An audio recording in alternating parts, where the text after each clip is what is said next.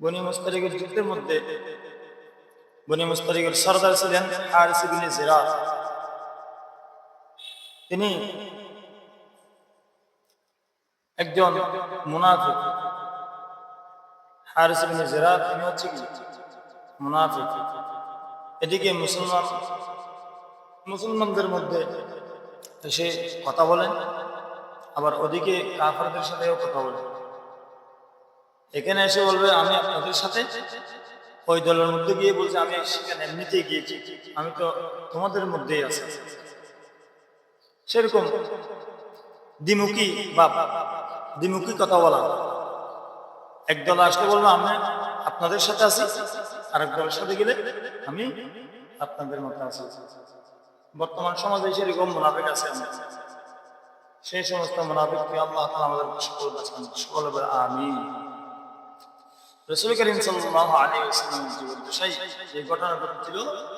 তার মধ্যে 58 বছর বয়সের মধ্যে কি মুস্তালিকের যুদ্ধ ঘটনা ঘটে। রাসূল করিম সাল্লাল্লাহু আলাইহি ওয়াসাল্লামের নিকট এই সংবাদটি পৌঁছান, বনি মুস্তালিক আপনাকে অ্যাটাক করবে, সে খবর পৌঁছান। রাসূল সাল্লাল্লাহু আলাইহি ওয়াসাল্লাম সত্যতে যাচাই করার জন্য একজন সাহাবীকে পাঠান, আমার সাহাবী তুমি যাও, বনি মুস্তালিক কি অবস্থা আছে একটু দেখে আসো, আমাদের সাথে নাকি লড়াই করবে, তুমি একটু দেখে আসো। তিনি গেলেন, যাওয়ার পর সব কিছু যাচাই বাছাই করে রাসূলের দরবারে এসে বললেন, ইয়া রাসূলুল্লাহ ঠিক আছে, সত্য ঘটনা। রাসূল করিম সাল্লাল্লাহু আলাইহি ওয়াসাল্লাম দলবল সহ নিয়ে যাচ্ছিলেন বনি মুস্তালিককে অ্যাটাক করার জন্য। যুদ্ধ করবে মুরাইসি জায়গার নামক স্থানের মধ্যে এই ঘটনাটি ঘটে। মুরাইসি নামক স্থানের মধ্যে এই ঘটনাটি ঘটে। সেখানে একটি ঝর্ণা আছে, সেই ঝর্ণার মধ্যে অনেক ঘটনা ঘটেছে।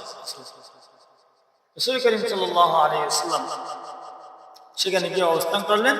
মুনাফিকরাও এবং কাফেররাও আসছে যুদ্ধ করার জন্য। আসার পর একদিন দুদিন গেল, তীর নিক্ষেপ হয়ে গেল। সিরাত মুস্তাফার মধ্যে অনেক লম্বা ঘটনা গুলি লিখেছেন, আমি দেখেছি। রাসূল সাল্লাল্লাহু আলাইহি ওয়াসাল্লাম বলেছেন অবশেষে হবে না, রেহাই নেই, তোমরা সকলে একসাথে মিলে কি করো, যুদ্ধে অংশগ্রহণ করো। যখন যুদ্ধের মধ্যে অংশগ্রহণ করেছিলেন সব পালিয়ে গেলেন, সেখান থেকে বিজয় লাভ করলেন। রাসূল সাল্লাল্লাহু আলাইহি ওয়াসাল্লাম বললেন ঠিক আছে আমরা চলে যাই। মুরাইসি নামক স্থানের মধ্যে যে ঝর্ণা ছিল সেখানে গিয়ে যখন পানি খাচ্ছিল পানি, সেই সময়ের মধ্যে দুইজনের মধ্যে কাটাকাটি হয়েছিল। একজন বনি মুস্তালিকের গোত্রের, আরেকজন মুসলমানদের গোত্রের পক্ষ থেকে দুইজনের মধ্যে কাটাকাটি হয়েছে। তখন সেখানে আব্দুল্লাহ বিন উবাই, তিনিও মুনাফিকের সরদার। আব্দুল্লাহ বিন উবাই বলতেছেন কি অবস্থা, তোমরা এত বাকবিতণ্ডা করতেছে কেন, কথাবার্তা কেন, ঝগড়া এমন হয়ে গেল মারামারির উপযোগী সেই অবস্থা। তখন তারা এক একজনের এক পুত্রকে ডাক দিলেন, হয় নাই। কিন্তু এই যে আব্দুল্লাহ বিন উবাই যিনি মুনাফিক ছিলেন, তারা কাফেরদের দলের মধ্যে গিয়ে বলতেছে কি আমরা রাসূলুল্লাহ সাল্লাল্লাহু আলাইহি ওয়াসাল্লামের সাথে যারা সাহাবীরা আসছিল মদিনার মধ্যে, তাদেরকে জায়গা দিয়েছি, জমি দিয়েছি, সাহায্য করেছি, আমরা তো আনসার, তারা মুহাজির। রাসূল সাল্লাল্লাহু আলাইহি ওয়াসাল্লামের সাথে যারা গেছেন তারা কি মুহাজির, মক্কা থেকে মদিনা হিজরত করলেন, তারা মুহাজির। তাদেরকে জায়গা জমি সব করে দিয়েছি, সবগুলো ব্যবস্থা করেছি। কিন্তু দেখা যাচ্ছে মোড়ে মোড়ে আমাদের বিপক্ষে লড়তেছে, বারবার ঝগড়া করতেছে, এগুলা আমরা সহ্য করবো না, এদেরকে কি করতে হবে, বিতাড়িত করতে হবে, এখান থেকে তাড়াইতে হবে। কাদের দলের মধ্যে গিয়ে বলে, মুনাফিকদের দলে গিয়ে, মুশরিকদের দলের মধ্যে গিয়ে এই কথাগুলো বলে।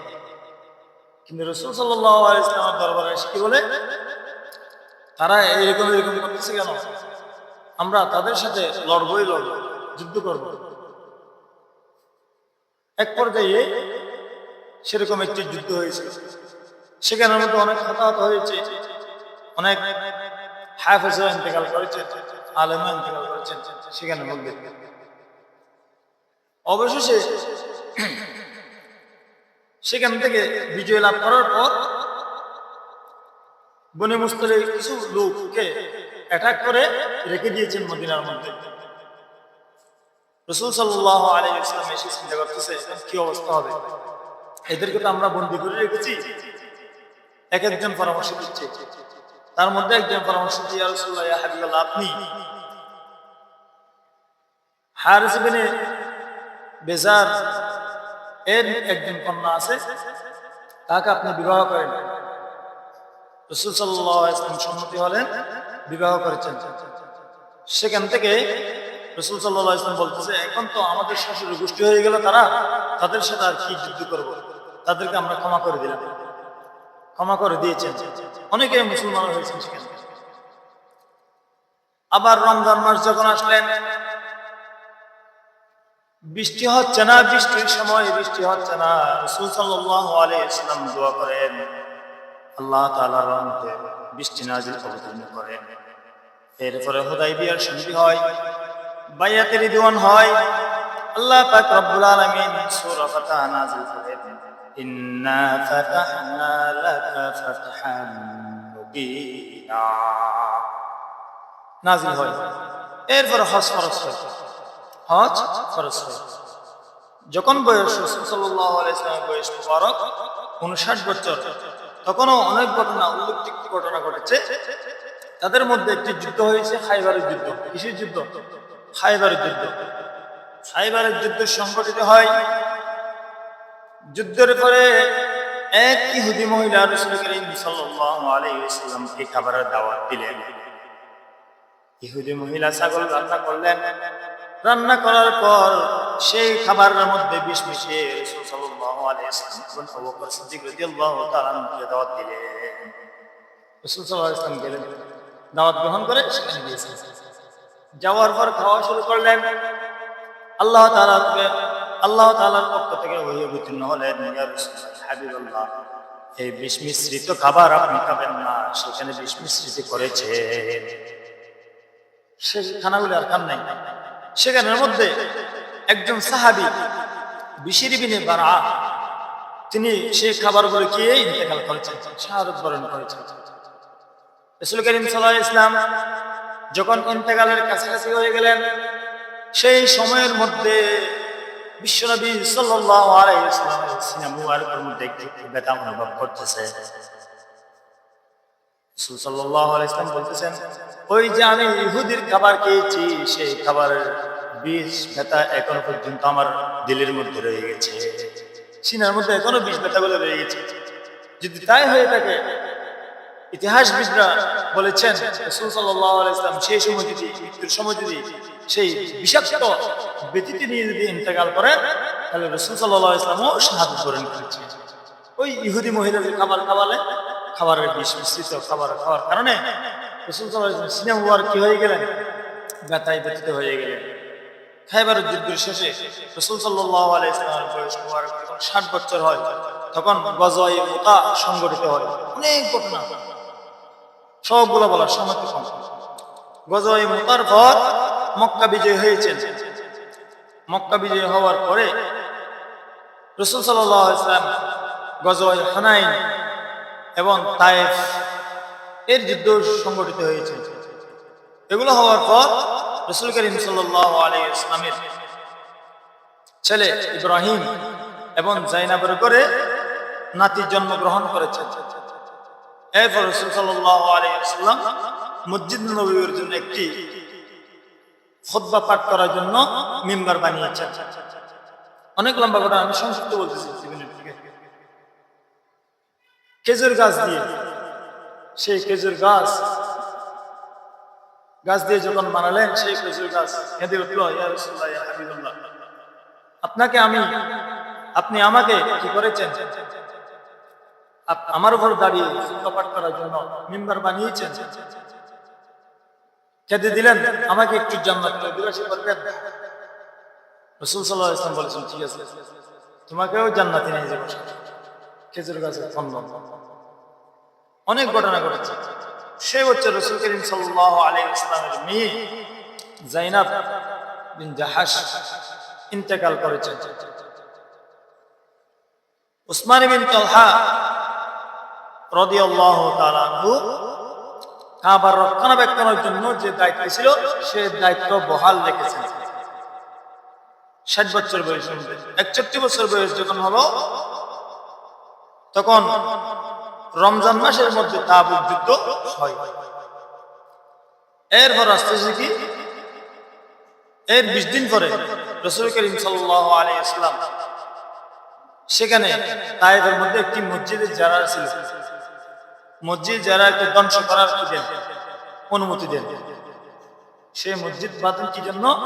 সেখানে ইহুদি নাসারা এসে রাসূল সাল্লাল্লাহু আলাইহি ওয়াসাল্লাম এবং ইসলাম বিদ্বেষীরা সেখানে এসে রাসূল সাল্লাল্লাহু আলাইহি ওয়াসাল্লামের বিরুদ্ধে ষড়যন্ত্র করবে, সেজন্য মসজিদটা বানিয়ে আসলে নামাজের জন্য নয়।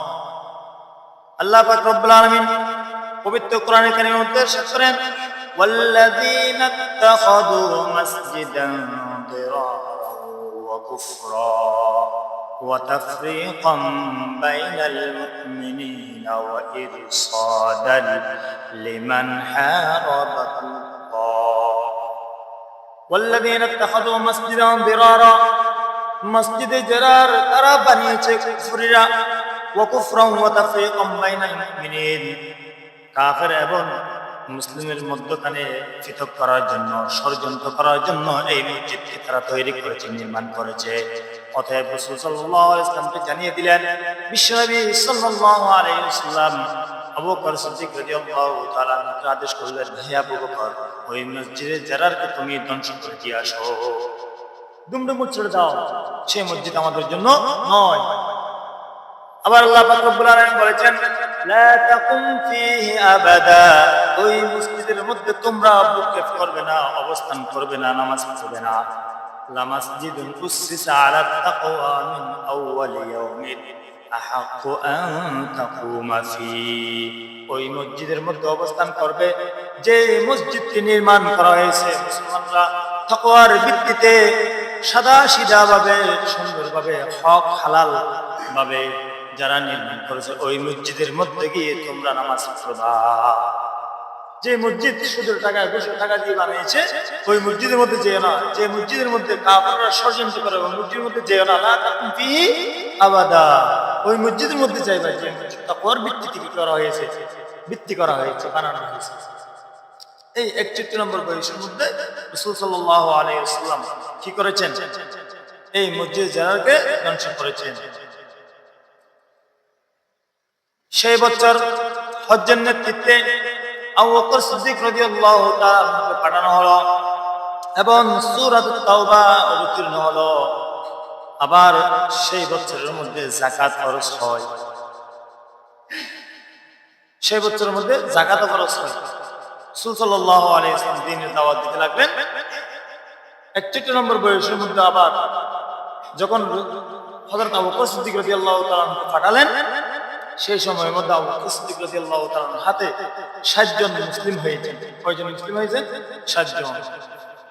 এভাবে করে করে যখন 62 নম্বর বয়স আসছেন রাসূল সাল্লাল্লাহু আলাইহি ওয়াসাল্লামের, তখন রাসূল সাল্লাল্লাহু আলাইহি ওয়াসাল্লাম রমজানের কাছাকাছি চলে আসলেন। রমজানের মধ্যে রাসূল সাল্লাল্লাহু আলাইহি ওয়াসাল্লাম 20 দিন ইতিকাফ করেছেন। কয়দিন? 20 দিন ইতিকাফ করেছেন। এটাও সুন্নাহ। আমরা 10 দিন করি, এটা হচ্ছে আমাদের জন্য সুন্নাতে মুআক্কাদা আলাল কিফায়া। কিন্তু 20 দিন ইতিকাফ করে দেখেন না, রাসূলের সুন্নাত আদায় হবে। আমরা তো রাসূলের সুন্নাত খুঁজে খুঁজে বাইর করি না। বলছিলাম না, হযরত আবু বকর সিদ্দিক রাদিয়াল্লাহু তাআলা আনহু রাসূল সাল্লাল্লাহু আলাইহি ওয়াসাল্লাম যে যে কাজগুলি করতেন সেই কাজগুলি করে গিয়েছে। যেরকম চলতেন সেরকমই চলার চেষ্টা করেছেন। 20 দিন ইতিকাফ করেছেন বিশ্বনবী সাল্লাল্লাহু আলাইহি ওয়াসাল্লাম মসজিদের মধ্যে। সেই 20 দিনের মধ্যে জিবরাইল আলাইহিস সালাতু ওয়াস সালাম এসে রাসূল সাল্লাল্লাহু আলাইহি ওয়াসাল্লামের সাথে কি করেন? কোরআন শোনান। রাসূল সাল্লাল্লাহু আলাইহি ওয়াসাল্লাম কোরআন পাঠ করেন এবং জিবরাইল আমিন আলাইহিস সালাতু ওয়াস সালাম কোরআন শুনেন। 20 দিনের মধ্যে 2 খতম দিয়েছে। 20 দিনের মধ্যে কয় খতম? 2 খতম কোরআন রাসূল সাল্লাল্লাহু আলাইহি ওয়াসাল্লাম দিয়েছেন। এবং হযরত আবু মুসা আশআরী রাদিয়াল্লাহু তাআলা আনহু এবং হযরত মুআয ইবনে জাবালকে ইয়েমেনের মধ্যে পাঠিয়েছেন। কোথায় পাঠিয়েছেন? ইয়েমেনের মধ্যে।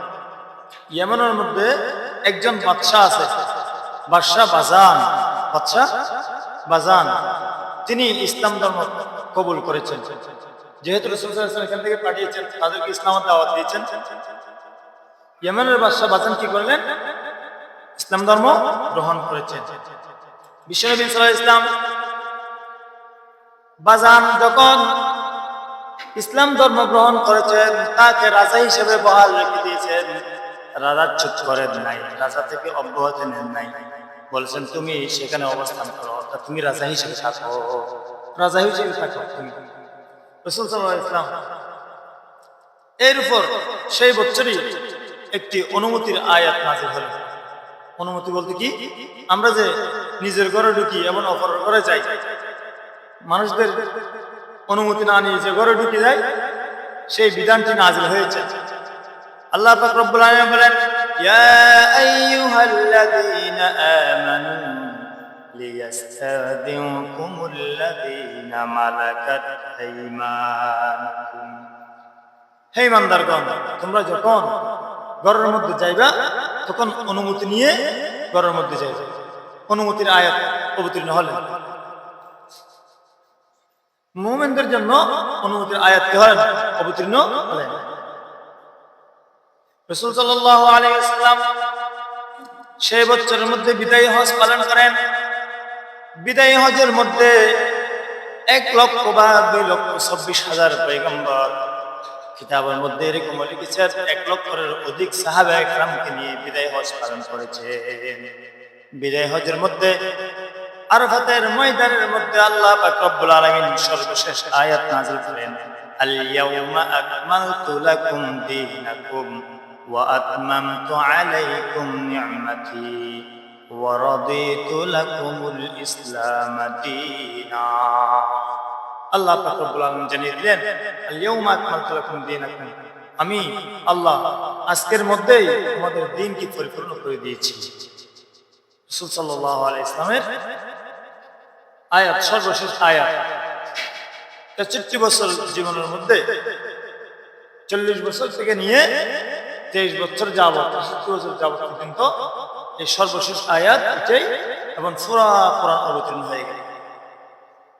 সবাই খুশি হয়ে গেলেন, আজকের দিনের মধ্যে কি হয়ে গেছে? কোরআন পরিপূর্ণ হয়ে গেছে, আমাদের জন্য দ্বীন পরিপূর্ণ করে দিয়েছেন আল্লাহ তাআলা। সবাই খুশি। ব্যতিক্রম হয়েছেন আবু বকর সিদ্দিক রাদিয়াল্লাহু তাআলা আনহুর নিকট।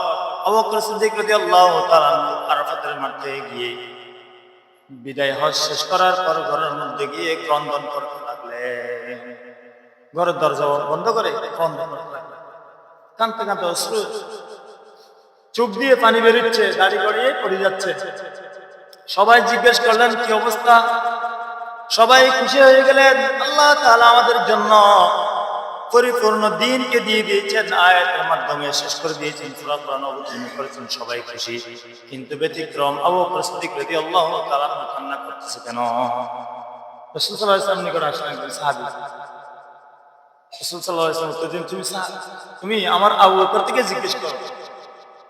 আবু বকর সিদ্দিক রাদিয়াল্লাহু তাআলা নিকট ওই সাহাবী গেলেন, হে আবু বকর, সবাই খুশি হয়ে গেলেন, আপনি কান্না করতেছেন কেন? আমাদেরকে একটু খুলে বলেন। আবু বকর সিদ্দিক রাদিয়াল্লাহু তাআলা বলতেছেন, যে জায়গার মধ্যে আল্লাহ তাআলার রহমত শেষ, সেই জায়গার মধ্যে আর কোনো কিছু নাই। তার মানে কি?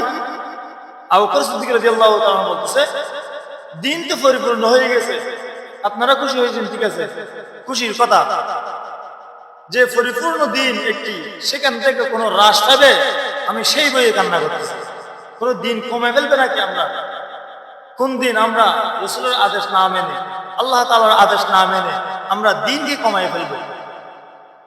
যদি দ্বীন কমে যায়, ইসলাম পরিপূর্ণভাবে আমরা পালন করতে পারি না, ইসলামের কিছু যদি আমরা আমল করতে না পারি, সেই ব্যতীত হয়ে আমি কান্না করতেছি, সে ব্যথায় ব্যতীত হয়ে আমি কান্না করতেছি। কোনো হ্রাস পাবে নাকি? কোনো কমে যাবে নাকি এই ইসলাম থেকে? যে কোনো একটা জিনিস আমরা তৈরি করলে, রেডি করলে, বানালে, তখন সেটা নতুন চকচকে থেকে যায়। কিন্তু একদিন যখন হয়ে যায়, পুরাতন হয়ে যাচ্ছে কিনা? মোবাইল আপনি ইনটেক নেন 24,000 টাকা, 2 দিন পর বিক্রি করেন তো 40,000 টাকা বিক্রি করতে পারবেন? বলবেন সেটা পুরাতন হয়ে গেছে। কিছুদিন পর স্ট্রোক নাই, কিছুদিন পর মাউথ স্পিকার নাই, কিছুদিন পর আরেকটা নাই, এরকম পুরাতন হতে শুরু করে।